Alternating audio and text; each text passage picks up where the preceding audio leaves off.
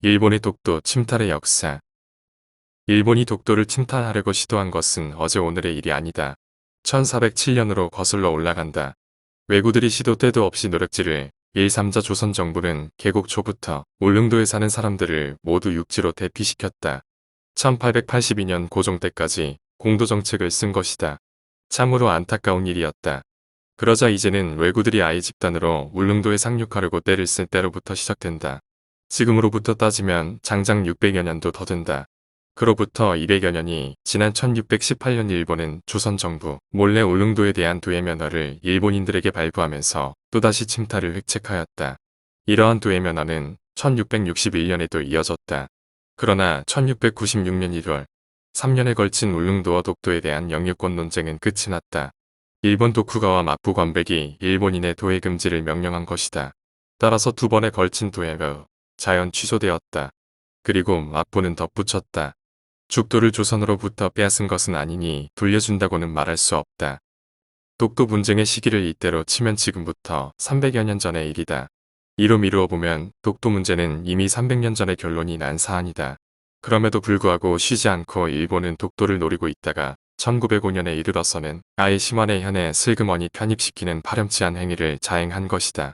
애당초부터 독도가 일본 땅이었다면 이때에 와서 심원의 현에 편입시켜야 할 이유가 없는 것이 아니겠는가. 이것으로 보아서도 일본 땅이 아니라는 사실이 증명되는 것이라고 할 것이다.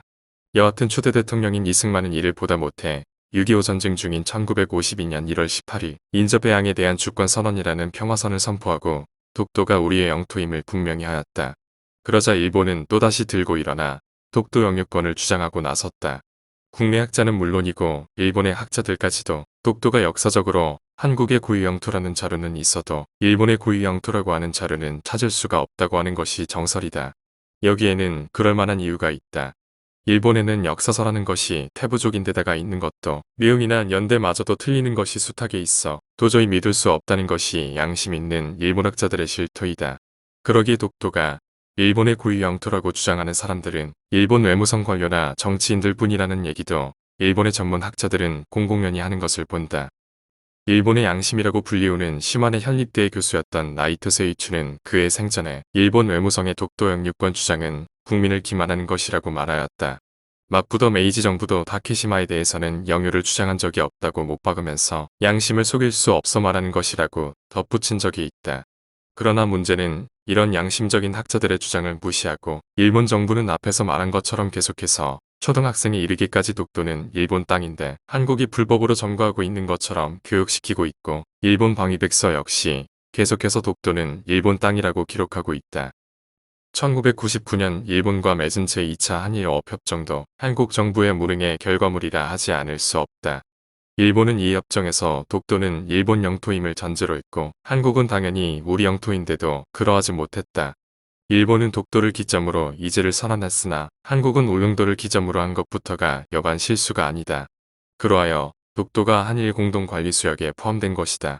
그동안 정부에서는 자신들의 실책을 호도하는 데에만 급급했을 뿐 어업협정의 수정에 대해서는 이런 방구도 없다. 앞으로 일본이 어떤 전략으로 나올 것인가를 먼저 면밀하게 살펴볼 필요가 있다. 우리의 허점이 보일 적마다 일본은 가차없이 파고들어 침탈의 야심을 드러낸다. 외교, 무력, 여론, 지도 조작 등 갖은 방법을 다 동원하여 분쟁 지역으로 몰고 가려 할 것이다. 그때마다 우리는 사전 대비로 응수해 나가야 한다. 김중희 초대 환경부 장관